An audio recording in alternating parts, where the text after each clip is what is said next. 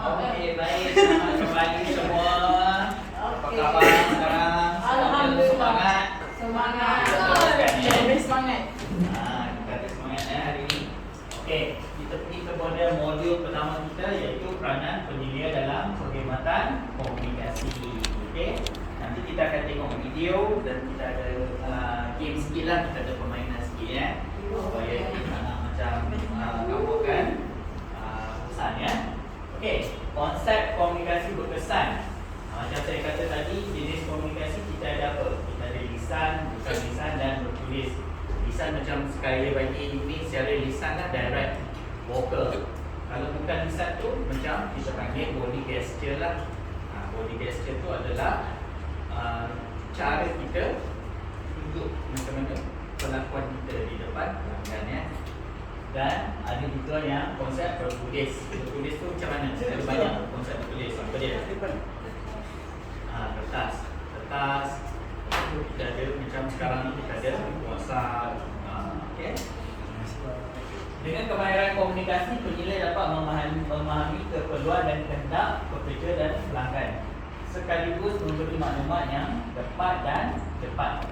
Okey, jadi sebagai penyelia ni dia kena ada satu kita panggil kemahiran berkomunikasi untuk memudahkan cara kita lah komunikasi dengan penyelia dengan petugas lah. Macam komunikasi berkesan, apa yang kamu rasa dalam fikiran kamu kalau kita sebut komunikasi berkesan? Boleh cuba agak-agak apa jawapan dia? Komunikasi berkesan. Maksud dia daripada saya point A ke point B, bila saya cerita dengan dia, dia faham. Ya? Dia faham, tak perlu ulang-ulang lagi lah. Itu komunikasi berkesan lah. Maksud dia dapat menterjemah. Dan bila saya minta awak terjemahkan semula, awak boleh terjemahkan semula ya. Okey, baik. Alright. Kepentingan kejelasan, kesantunan dan empati. Kejelasan tu jelaslah. Perkataan yang guna tu jelas. Maksud dia ayat yang kita guna tu macam kita ni kita guna bahasa Melayu jugalah macam saya dekat US kita guna dua bahasa. Tapi most kita akan guna bahasa Inggeris lah sebab dalam kelas tu ada international student. Jadi kita kena guna 90% tu bahasa Inggeris. Kita kena tengok audience kita lah macam mana. Tapi kita kena minta kebenaran dulu. Kalau kita ada international audience, kita kena tanya dia. Kalau saya akan tanya dulu, nak berguna bahasa Inggeris fully English ataupun guna mixed language. Tapi normally kebanyakan yang feedback pada saya dia nak mixed language lah. Okay. Kesantunan, apa maksud kesantunan? Sopan santun. Sopan santun. Contohnya sopan santun macam mana?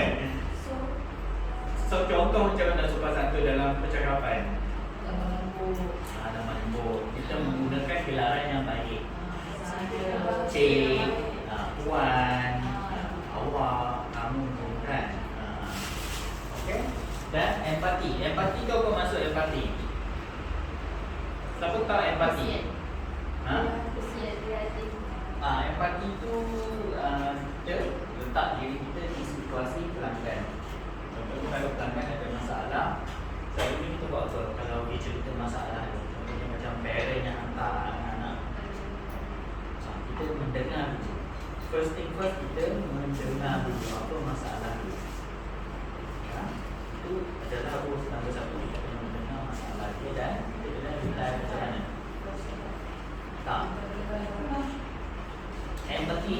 Empati tu maksud dalam bahasa Melayu ni adalah menunjukkan rasa simpati. Maksudnya bila dia cerita masalah dia, reply kita yang pertama adalah saya minta maaf, saya rasa saya pun rasa yang sama pada saya berada di dalam situasi yang puan. Saya pun rasa teruk. Saya tahu nanti insyaAllah kita cuba bersama-sama. Kita selalu gunakan perkataan kita bersama-sama. Baru dia rasa, oh kamu ada empati, kamu cuba nak masuk dalam masalah dia dan cuba untuk selesaikan masalah dia. Itulah kita panggil empati. Teknik ini memang saya gunakan. Ini sangat berkesan. Ini mengajar di UPM dan juga masa dengan hotel-hotel dulu.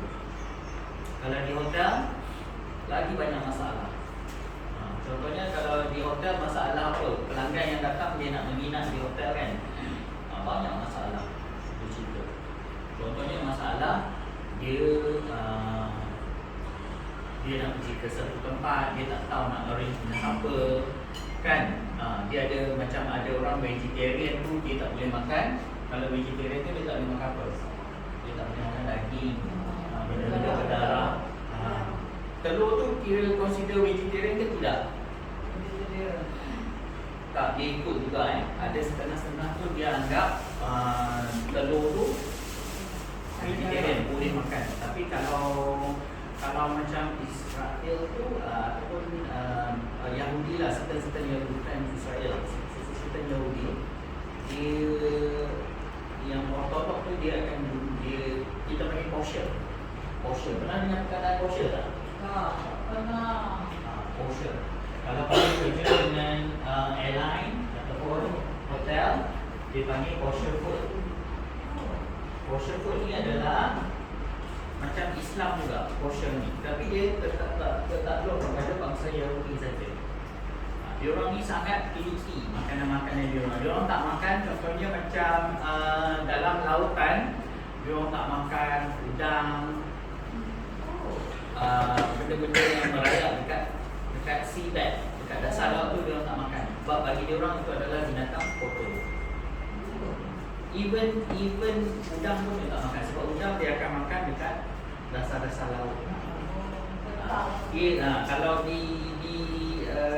di bumi ni, maksud dia dianggap tu macam nifas.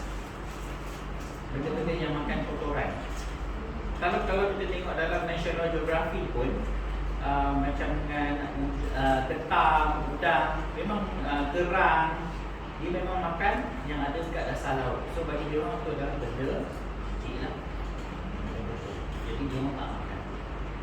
Dan kalau dia orang makan lembu pun, kalau ikut kosher dia sangat particular. Maksud dia kena ikut hukum agama dia orang. Maksud dia pisau kena tajam, lepas tu niat dia, dan orang yang nak sembelih tu kena yang ada sijil pemotongan. Dia orang lagi dalam agama orang Yahudi ni dia lagi ketat lah dari segi faktor pemakanan. So kita panggil bangsa-bangsa yang kalau kita belajar tentang kisah-kisah Yahudi ni kita tahu kan, kita tak perlu nak menguraikan boleh balik, boleh study pasal bangsa-bangsa yang Yahudi lah, kaum-kaum pilihan ni. Okay, baik. Alright, kemahiran interpersonal yang kuat. Kemahiran interpersonal. Siapa tahu apa maksud kemahiran interpersonal? Interpersonal. Siapa tahu saya bagi hadiah? Cikgu buat dia. Saya buat hadiah. Siapa boleh?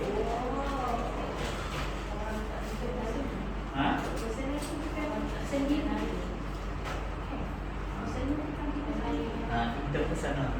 Maksudnya macam mana? Contoh saya tak faham. Apa kemahiran interpersonal yang kuat?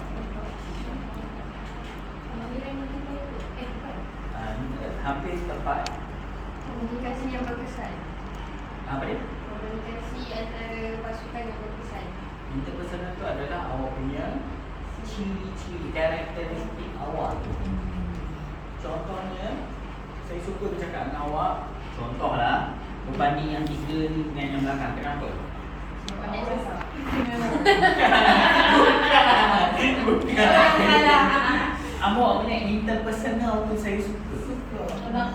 Penampilan dia, cara dia menjawab, cara intonasi dia, dia selalu tersenyum, dia nampak ikhlas. Senyap istimewa. Karakteristik dia tu menarik saya.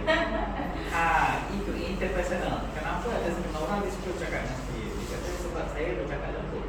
Tapi itu saya punya sendiri, saya tak boleh ubah. Itu diri saya yang sendiri. Itu kita panggil interpersonal. Saya tak boleh ubah, memang itu cara saya. You suka, you tak suka, itu cara saya lah. So, awak jawab betul, saya nak bagi ini lah. Ini, siapa ada handphone? Ini dia ada 3 fungsi tau.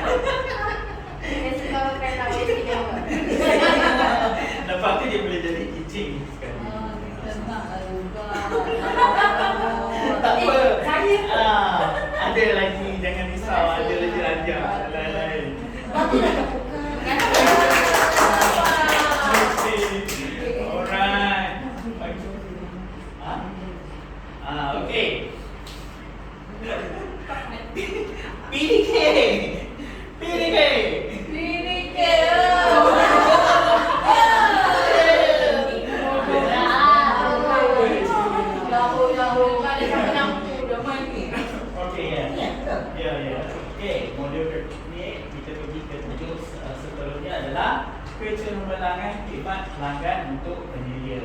Okey, kecemerlangan. Cemerlanglah penyedia dia kena ada khidmat pelanggan yang kita panggil good customer service lah, excellent lah. Kalau cemerlang tu dalam bahasa Inggeris kita panggil excellent customer service lah. Okey. Teknik menyampaikan. Belum saya cakap dah faham. Baguslah.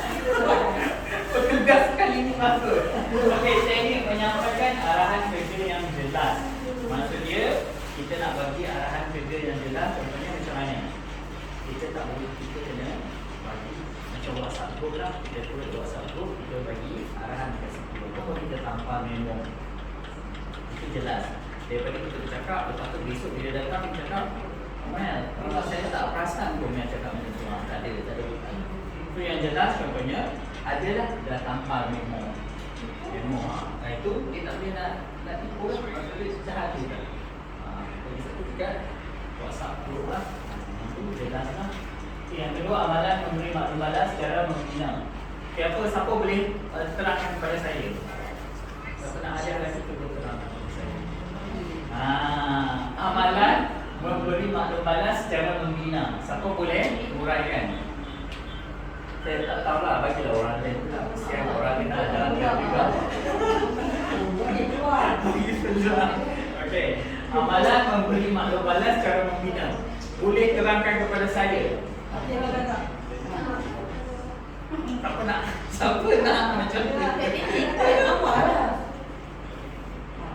Contohnya kalau si penyelia saya hantar grup sekian assalamualaikum sekian ada meeting atau begini, kita sudah reply balik, okay, no. Noted. Itu kita je. Kita Noted. Kalau perlu bagi dia minta cadangan, kita cadang. Kalau apa-apa, mana kita bagi respon yang baik lah.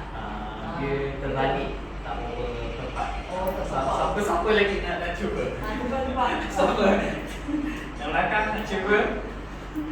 Ini nak cuba? Tak semua kahwin. Cuba. Orang muda-muda. Amalan memberi maklum balas secara membina macam mana? Okay, contoh. Saya bagi dulu lah. Ini amalan memberi maklum balas yang membina. Contohnya awak bagi tahu masalah awak. So apa responnya yang sepatutnya?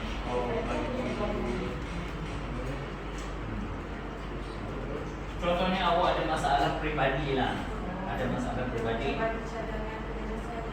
Macam mana cara dia? Contoh bagi dia. Itu saya nak tahu. Okey, contohnya awak ada masalah peribadi ni. Awak tiba-tiba bangun ada masalah ni. Bangun awak tak boleh datang kerja.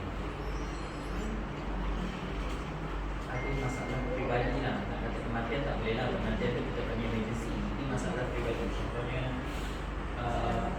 masalah rumah tangga dari harga lah. Contohnya lah. Baru besar ni. Paling periuk semua. Jiwa awak terganggu. Okay.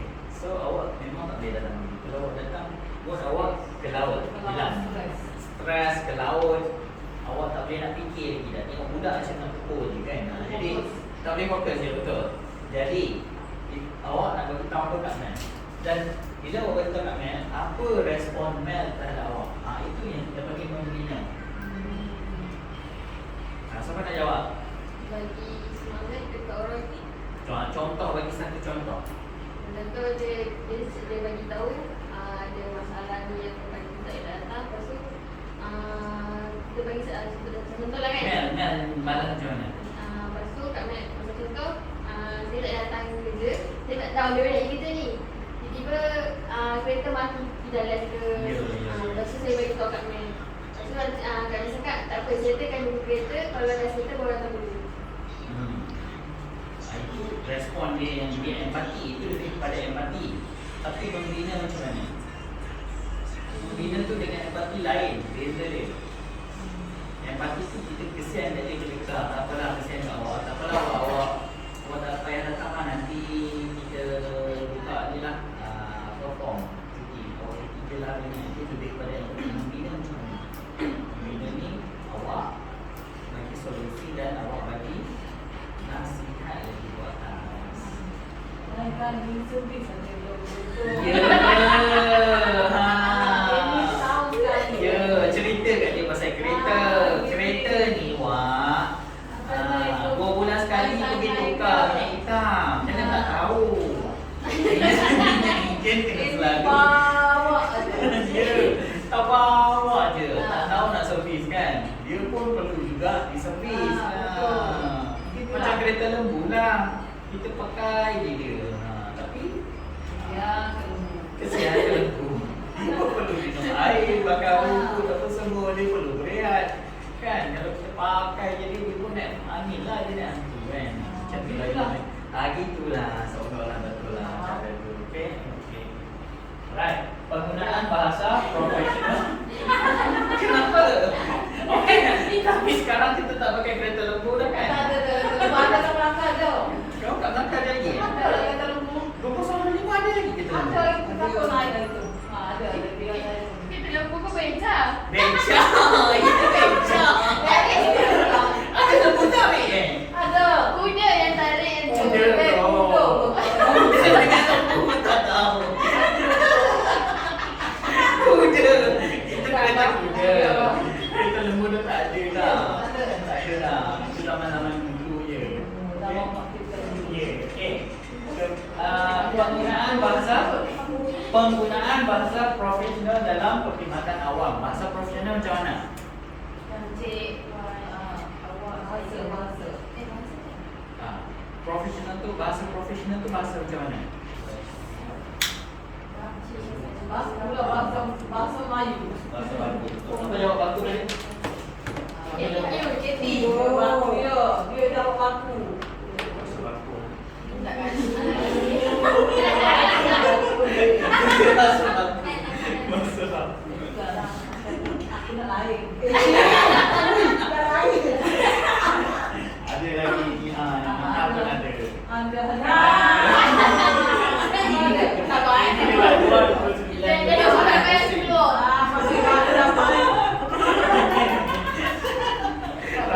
Rambut lembut dan wangi ya. Bahasa profesional tu maksud dia menggunakan bahasa baku lah, bahasa baku. Contohnya macam mana? Cuba cakap bahasa baku. Bahasa baku bukan bahasa Melayu kasar. Bahasa baku macam mana? Bahasa Melayu untuk akhir. Baik cakap bermain air. Bahasa baku adalah bahasa buku. Dia nak Saya bernama Amin Nurdin. Saya berasal dari Florida. Saya meneruskan pelajaran saya di Sekolah Menengah Teknik Florida dan seterusnya saya menyambung pelajaran saya di Universiti Malaysia di dalam bidang komunikasi massa. Dia guna bahasa baku. Set. Kalau bahasa rojak macam mana? Dia campur aduk. Bagus. Nampak je pendiam. Dia pandai Maksud dia nanti kita guna bahasa sehari-hari ni sebenarnya bahasa rojak. Kita tak perasan Latte lah, apalah, segala lah. Okey. Kemahiran komunikasi membantu membina hubungan baik dengan rakan sekerja dan pelanggan. Bila awak ada kekuatan komunikasi ni, awak akan secara tak langsung awak akan membina hubungan baik antara petugas-petugas yang lain lah. Awak ada komunikasi. Maksud dia, awak bukan yang jenis yang nak mengutuk je orang. Ada setengah orang tu dia anggap dia je yang bagus. Orang ni cakap, dia kata, alah aku pun dah melalui fasa tu. Jadi itu bukan salah satu komunikasi yang baik lah. Kalau terus terang nanti kalau saya tu saya kurang minat lah. Awak je nak cerita bagus macam dia tau. Teror-teror je semua kan. Tak, saya je contoh. Sepatutnya nak suruh awak ketawa.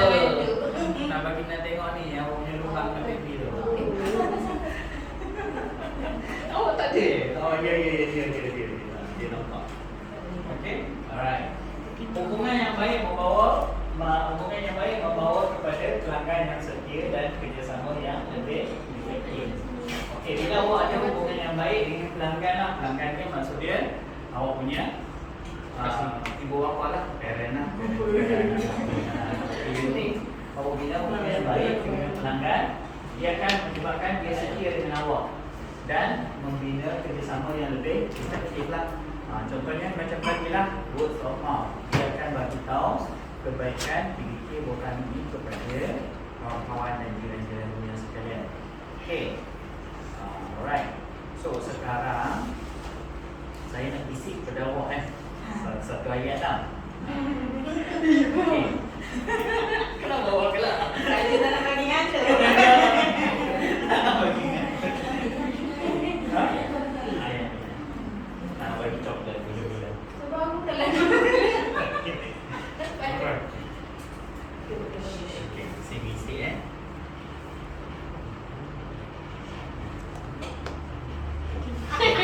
Jangan bagi tahu. Macam cawan. Bahaya.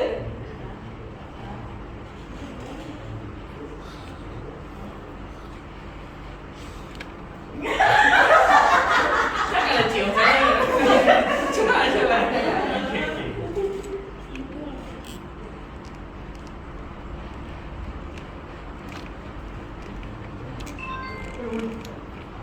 Sabar je. Okay. Lagi satu je, tambah lagi satu.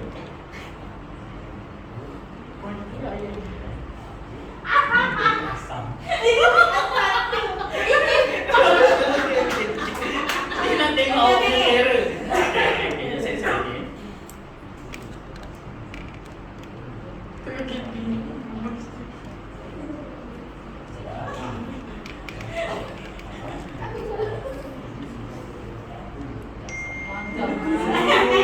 Awak bijak.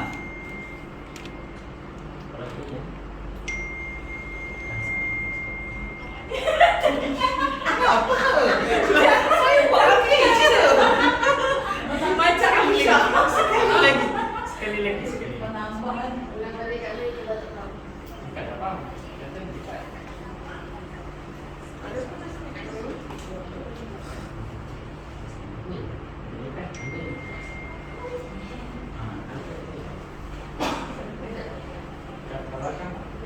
Okey, awak bisik kat dia. Jangan bagi orang lain dengar. Awak dengar. Salah siap orang. Macam bang.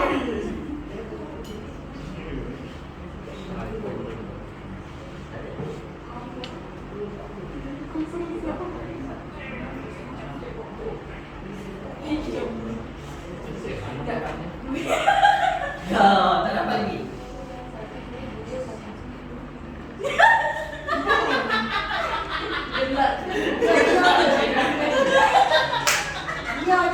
Diam je. Awak tak boleh sekali je. Awak bagi tahu kat dia yang apa yang awak dengar. Macam Amir letak PDK macam ni lah.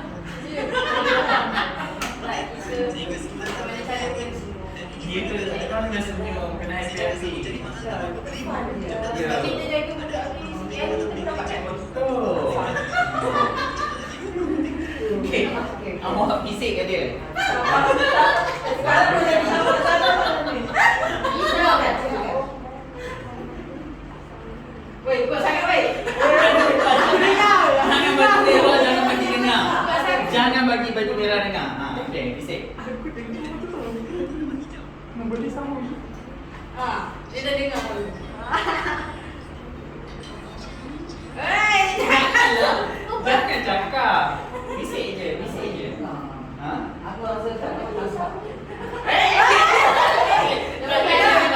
Boleh tanya balik. 2 kali aku dah dengar. Dah. Biar. Bisik kat dia. Cakap. Weh, buat lagi. Perlahan-lahan.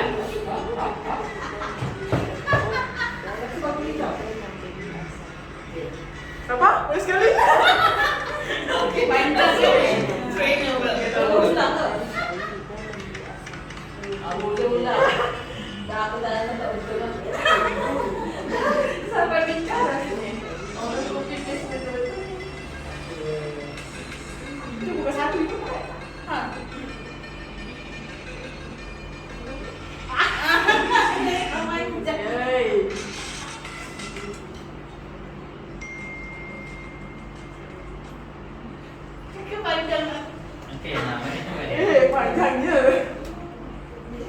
Okey.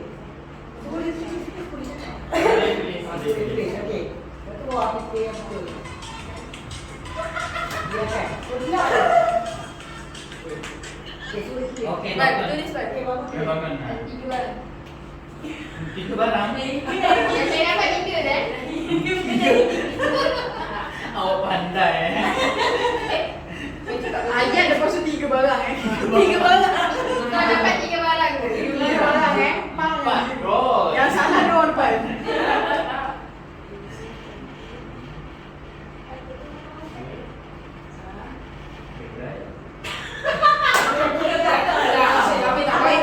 Saya cakap betul. Saya Siapa salah? Siapa salah?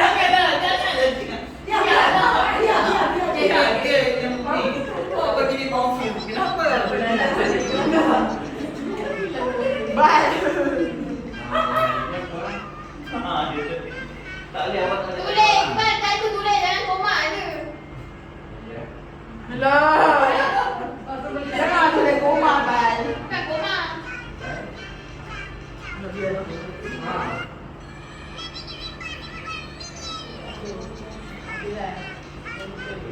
Betul lah, confirm ah. Pasal dia kedai. Kenapa ketawa? Salah orang depan. Salah. Benda simple pun salah. Apa yang betul? Ibu pergi ke pasar. Ini dah salah. Ini pasar. Lagi? Membeli Orang cakap membeli ikan, Ikan kebun dan sayur sawi. dan sayur. Siapa salah ni? Sayur sawi. Lepas tu? Ibu pergi ke kedai Pak Abu. Sampai Apa saya aku kata. tak ada. Dah pula balik. Aku salah. Siapa dah salah? Singgah. Ke kedai Pak Abu. Ke kedai Pak Abu. Pak Abu membeli asam.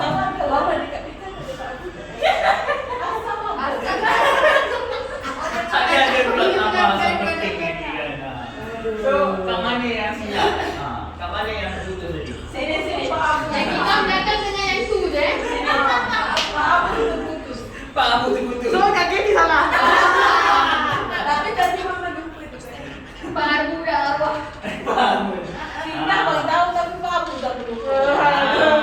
Maksud dia dekat sini kita belajar apa? Maksud dia komunikasi berkesan tak ada. Kalau kita tak sure apa itu kita kena buat. Tanya balik dia. Tanya balik dia.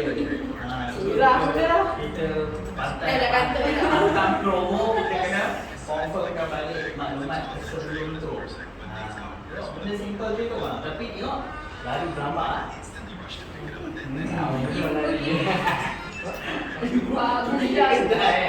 Padahal dia cakap pasar membeli ikan kembung dan sayur sawi ya. Sayur sawi. Yalah. Dan singgah ke kedai Pak Abu membeli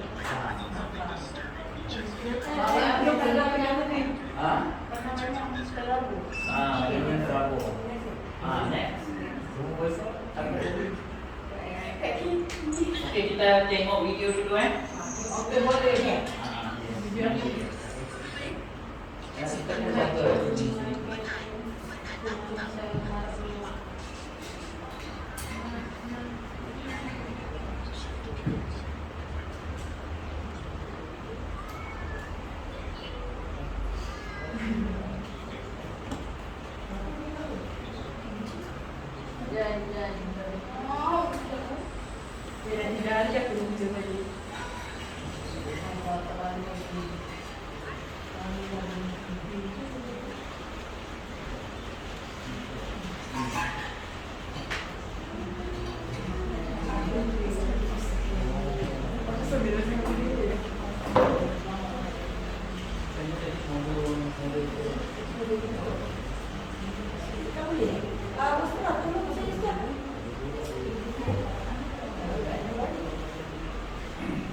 Sebentar ya, kita minta tolong Cik Mastura ya.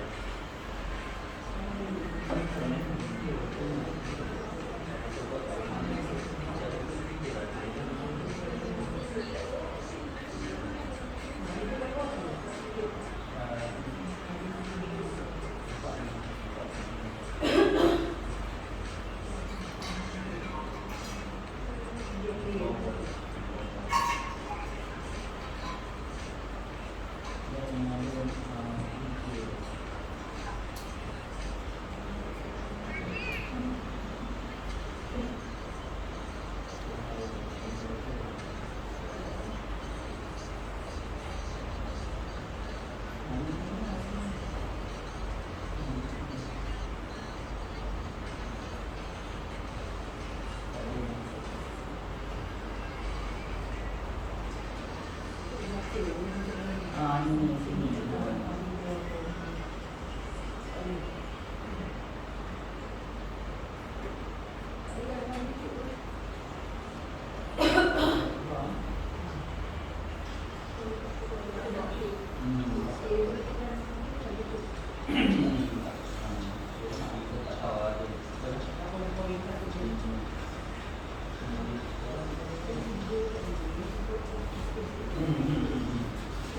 Okey.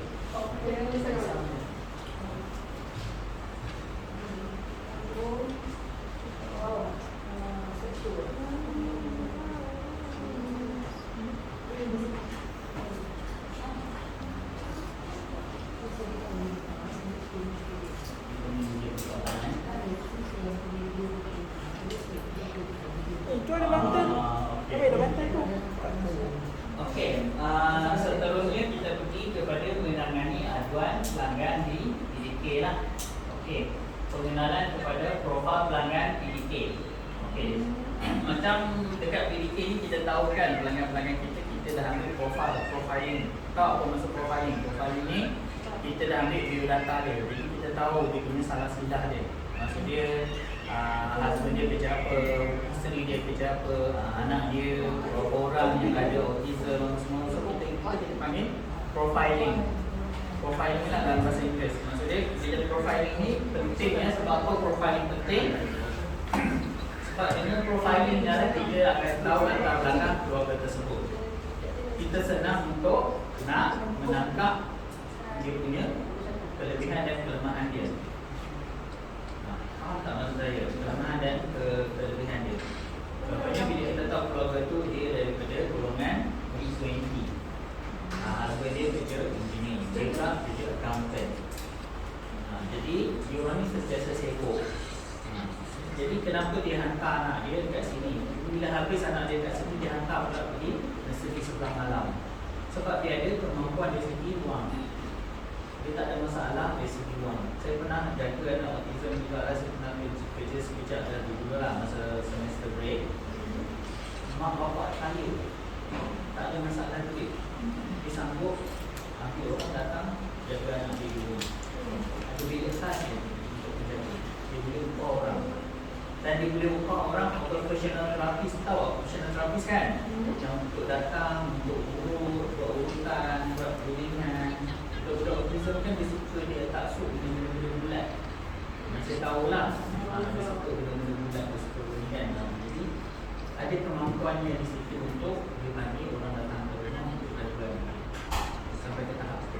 Itu sebenarnya profiling lah. Kalau yang kurang kemampuannya lah, kita tahulah, kita janganlah macam suggestkan kepada dia terapi apa semua yang mahal tu. Sebab professional terapi sejam masa saya jaga tu yang dia orang tu sejam.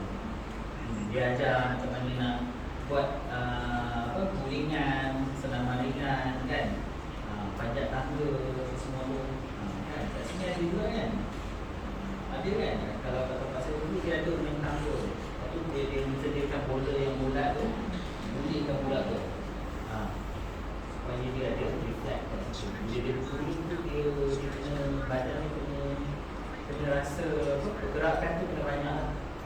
Dan benda yang saya faham lah, dia orang tak suka kepada circle, benda-benda yang berbentuk spiral.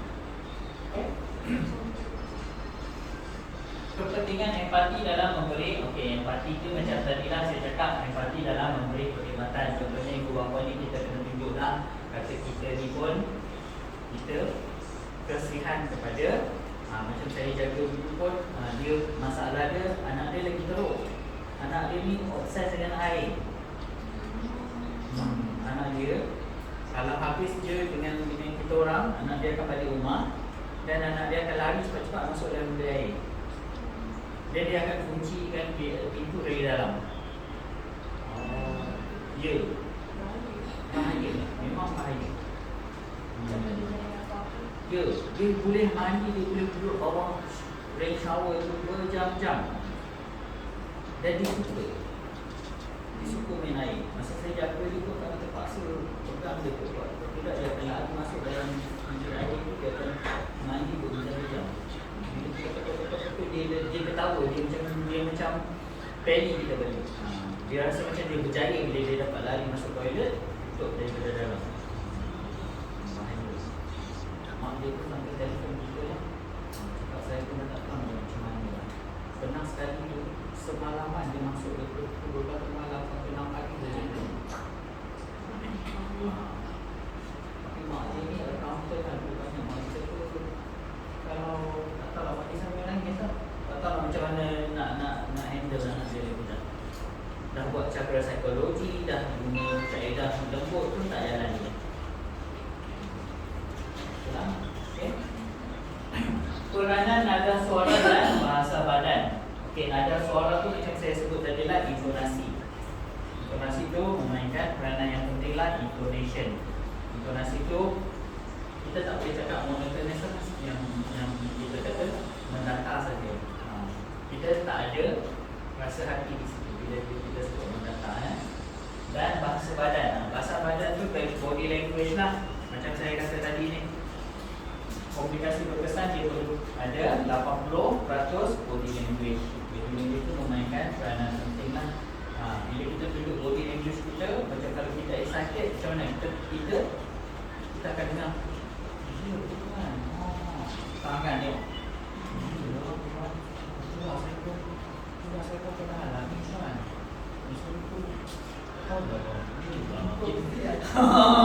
Macam tu, kita mesti tunjuk macam kita ni tak dengar sangat-sangat. Itu bahasa badan.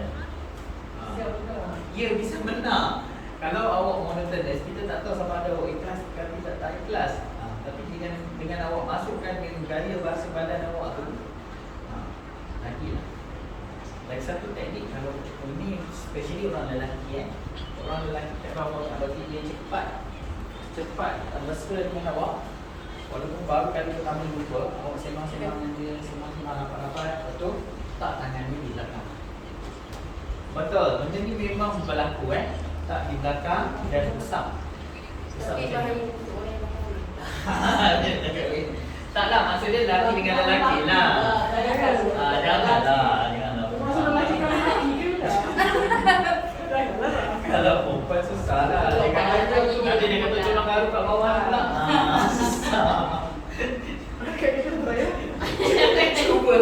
Cuba Kalau lelaki cuba, saya dah pernah praktis dekat pelanggan-pelanggan saya.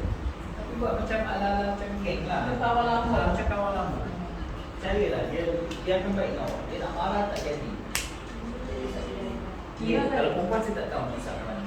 Saya tak tahu. Paling tak boleh. Saya lelaki saya tahu. Perempuan tu tak tahu. Perempuan mungkin belaga pipi dengan pipi tu. Oh, macam tu. Itu gangster. Itu gangster. Alright. Alright. Kemahiran penyediaan membolehkan individu mengenal pasti dan menyelesaikan masalah dan pertikaian dengan lebih cepat.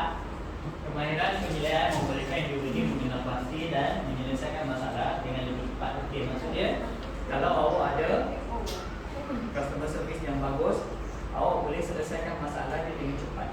Contohnya saya bagi contoh Kalau awak datang kepada saya, awak ni ibu, ada anak autism kan.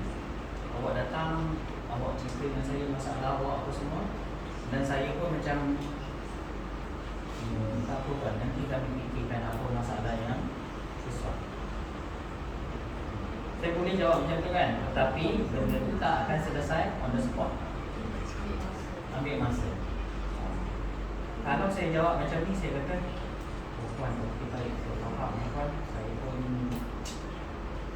rasa simpati lah dengan puan dengan puan nak bekerja lagi, dengan lain nak bekerja lagi dengan jaga harta yang terlantar lagi. Contohlah, nanti berjumpa lagi dengan anak ni.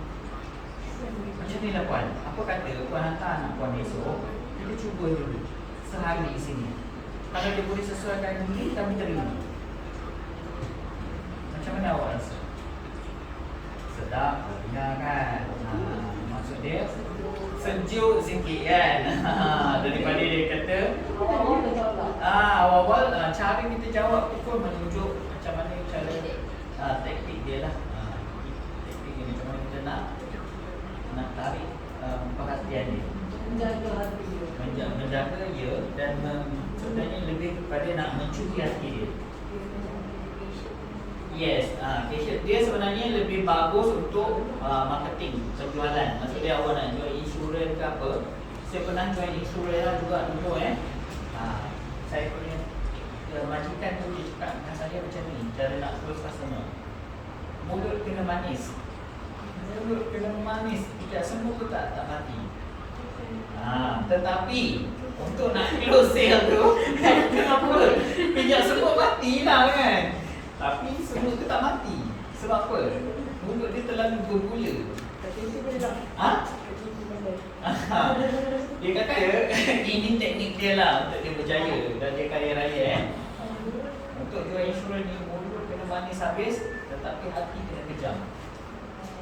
Kenapa dia kata hati kena kejam? Kenapa hati kena kejam? Sebab Dia apa? Dia apa? Kena ngorak orang. Bukan. Apa maksud hati kena kejam? Dalam bahasa manis. Ya, pandai.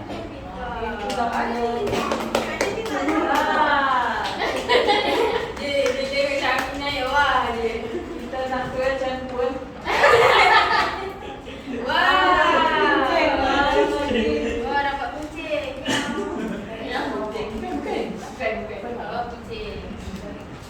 Kenyang. Orang yang apa cincin ni? Cincin. Cincin dengan kucing tak sama tu. Hati kena kejam maksudnya. Itu yang hilang Pak Abu tu. Kamu pun dia pekak kan? Betul kan? Ya, betul. Maaf ya. Okey, jadi maksud dia hati kena kejam macam mana tau. Dia nak close, dia kata macam ni. Puan cuba fikirkan kalau hasil puan meninggal macam mana? Puan dah tak ada anak. Dah berkahwin dah lama tak ada anak. Kalau hasil puan tak bekerja, puan mengharapkan gaji suami. Memang gaji suami tinggi. Tapi kalaulah sesuatu benda yang tak elok berlaku kepada suami puan, macam mana? Puan cuba fikir sejenak. Kalau apa jadi kepada suami puan, macam mana perasaan? Macam mana puan nak melalui hidup ni tanpa ada siapa-siapa di sisi? Puan kena ambil income protection ni. Income protection ni puan hanya bayar RM300 sebulan. Gaji husband puan ni RM10,000. Setakat RM300 ni apa dah sangat? Apa dah sangat? Tapi kalau apa-apa jadi kat husband puan, kat husband puan akan dapat satu lump sum RM500,000. Kaya puan. Dengan RM500,000 tu puan dah boleh buka berniaga kat rumah dah. Puan tak payah risau dah nak cari kerja ke apa. Puan boleh maintain kehidupan puan. Ataupun puan ambil RM500,000 masukkan dalam ASB. Setiap bulan, setiap tahun dapat dividen. Dengan dividen tu dah boleh hidup dah puan dengan senang lenang. Itu ayat tu. Bila perempuan ni, dia dengar macam tu, dia macam goyang tau. Dia goyang, dia cari, dia goyang, dia fikir, betul lah dia cakap. Kalau apa-apa jadi pada husband aku, siapa yang nak tanggung aku? Kalau aku bayar lagi RM200 je. Tapi aku dapat protection RM500,000. Mana? Boleh cover ni kan. Jadi hati kena kejam. Sepatutnya dia boleh je jual dengan harga RM150. Kita panggil premium yang murah. Tetapi kenapa dia nak jual premium yang mahal? Dia nak untung, dia nak dapat komisen yang tinggi. Betul? Hati dia kejam. Tapi mulut dia manis.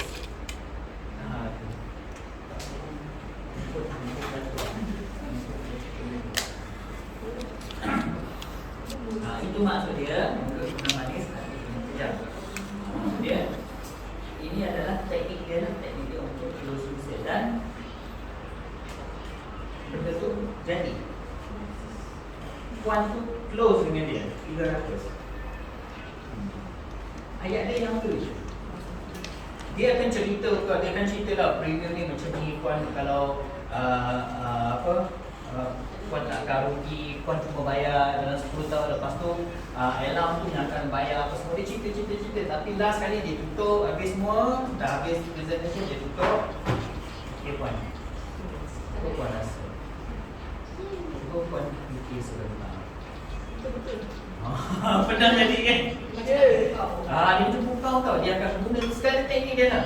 Puan, tengok kat mata puan. Puan cuba fikir sebentar. Yang ini pula. Saya dah tiup-tiup kat mata dia. Saya dah jampi lah. Kalau puan pun dia cakap dengan saya, puan tu menangis. Sebelum puan tu kata okey saya sign. Puan tu menangis dulu baru sign. Hebat tak hebat? Puan tu menangis sebab dia kata puan, cuba fikir puan kalau husband puan tak ada, macam mana tak ada? Sedih. Puan, Saiz kan? dia guna dengan ayat lembut dia, intonasi dia. Cuba puan fikir sejenak. Sekarang puan fikir, kalau lah kata kan rasa puan, saya kesian kat puan. Cari pelakon. Okay, alright. Itu dia teknik dia. Teknik cara dia. So semua tu teknik dia lah macam mana kita nak curi hati pelanggan kita. Okay, intonasi, gaya badan. Kita tadi, ini pun gaya badan. Tengok mata dia, bahasa pun. Puan, bukan nak apa puan. Saya ni kesian kat puan. Puan ni dah lah orang sekampung saya. Kampung. Jauh lah. Pandai-pandai lah saya tipu dia. Saya doakan dia. Masih kita orang Janji dia kata saya nak sign. Lepas sign tu ambil lah. Selesai lah. Rezeki lah. Kan? Okay? Alright. Proses pengurusan aduan pelanggan. Aduan pelanggan ni biasalah kita ada kita punya SOP lah aduan pelanggan. Kalau dia datang buat aduan, apa yang kita kena buat step by step lah. Kita kena tulis itu, masukkan dalam file ni. Saya tak perlu beritahu lah yang tu semua tahu okay. Teknik mendengar secara aktif. Aktif tu macam tadilah saya kata kita dengar secara aktif.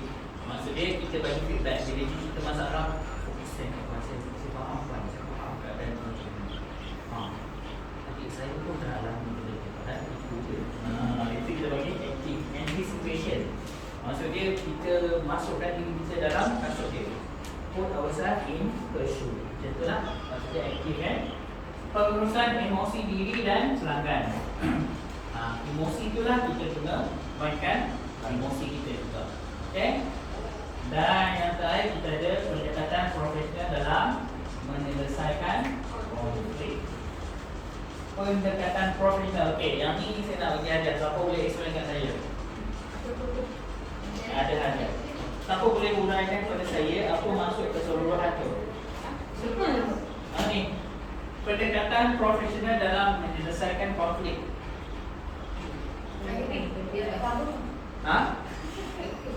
Kita tanya cepat-cepat lagi.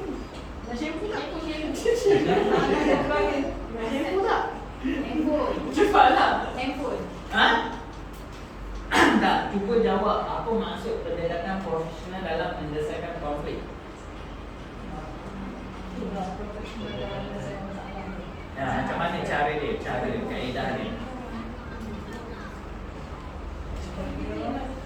Siapa boleh jawab dengan tepat dan saya suka jawapan dia, saya bagi hadiah.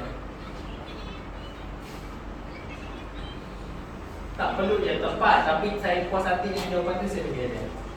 Jadi kalau contoh, kalau kita marah dekat orang kita di konflik dengan orang tu, kita settlekan secara pribadi. Jangan macam tu lah, tempat kerja ni kita ramai-ramai. Lepas tu dia nak marah dekat orang kerja. Kira ni jangan marah dekat semua lah. Dia marah dekat, dia akan bagi tahu orang tu, kira ni settle dengan orang tu dulu. 50% tepat. 50% tepat. Ada lagi 50% yang saya cari. Aku boleh bantu.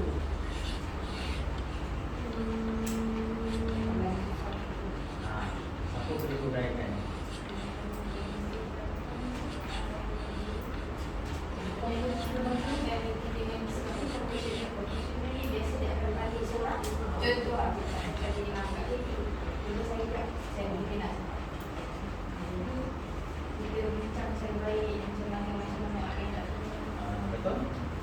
suka apa yang dijawab. Cuma saya nak yang okay. Awak dah tengah bisikan kan? Ilham. Okey, cuba bagi Ilham yang lagi 50% tu. Cepatlah. Salah tak apa. Salah awak tak rugi apa pun. Bicara secara baik, kalau nak presentasi secara lagi, guna pihak ketiga. Kira kita orang berkata dengan dia lah.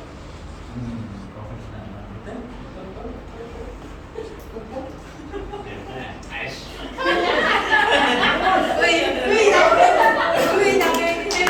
Okay. Alright, kadang-kadang profesional dalam penyelesaian konflik. Sabar. Kita nasib ke? Sabar weh. Alright. Tajuk seterusnya memimpin pasukan berprestasi tinggi lah. Okey. Peranan penyedia sebagai teladan ataupun kita panggil role model lah. Okey. Peranan penyedia sebagai role model. Cuba jawab.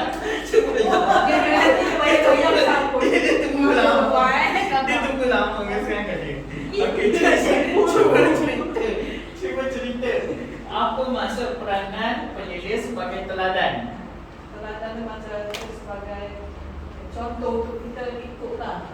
Cuba curaikanlah lebih panjang sikit. Bagi contoh-contoh. Contohnya boleh buat apa? Kalau yang baik bersedekah, kita pun boleh ikut lah benda-benda yang baik macam tu. Lain selain daripada tu? Boleh berbincang. Perwatakan dia tu menjadi tauladan. Saya suka perkataan tauladan.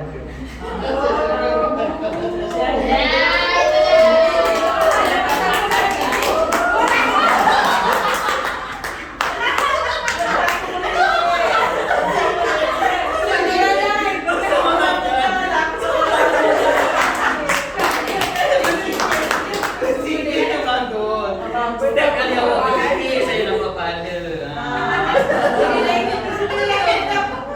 Kalau dah bukan dia boleh campur. Dia nak campur. Oh, kita shame. Alright. Okey, penyedia yang mahir dalam komunikasi mampu memberikan latihan yang lebih baik kepada kaki tangan baru. Ini membantu dalam pembangunan kemahiran dan pengetahuan dalam organisasi. Okey.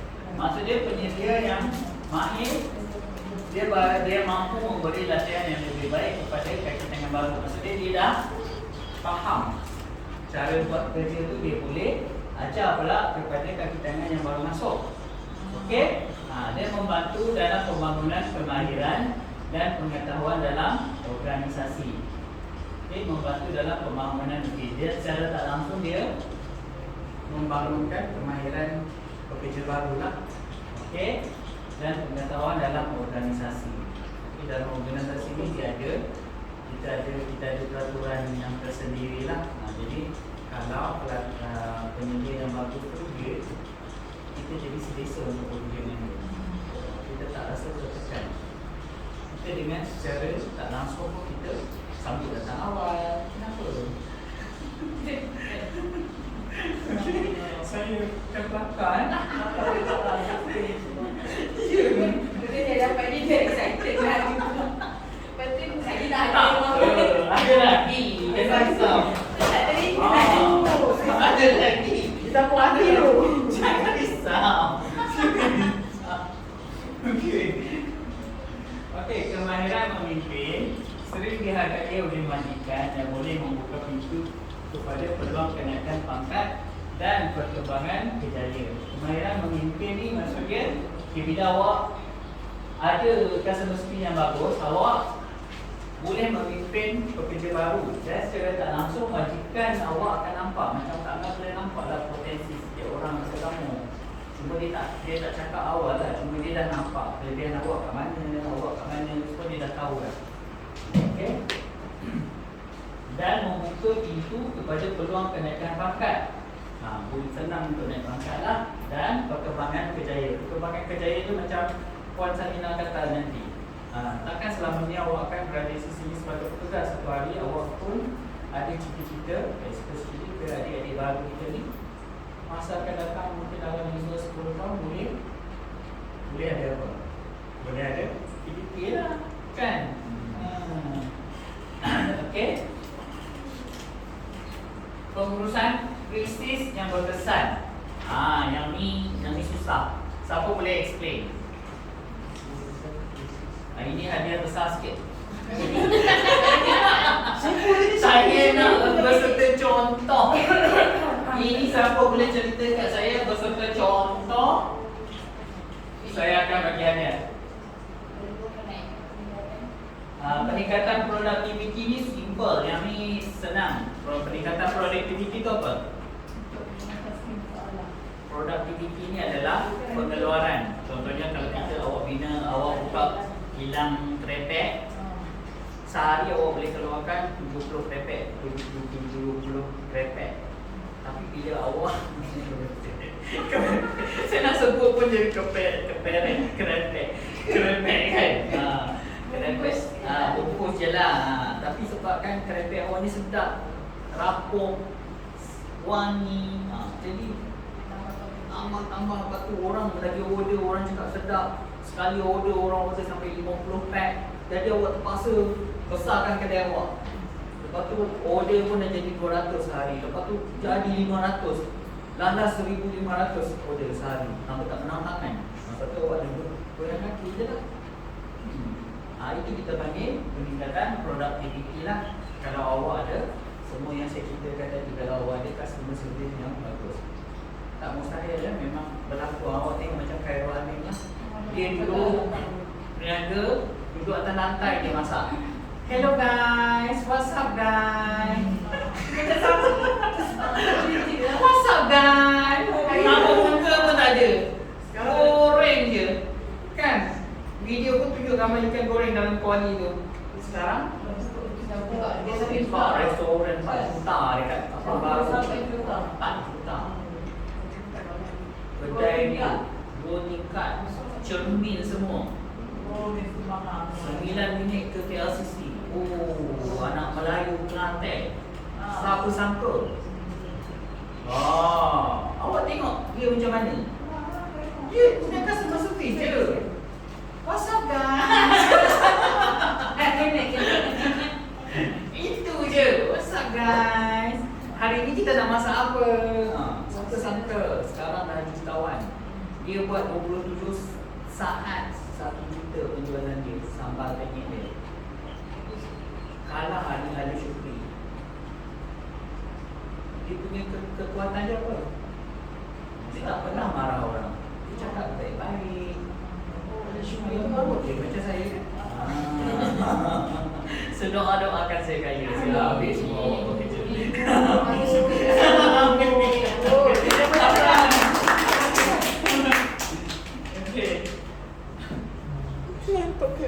Alright, okay, jadi kita sambung lagi lah untuk sesi seterusnya. Okay, kita berehat dulu. Sekian, terima kasih.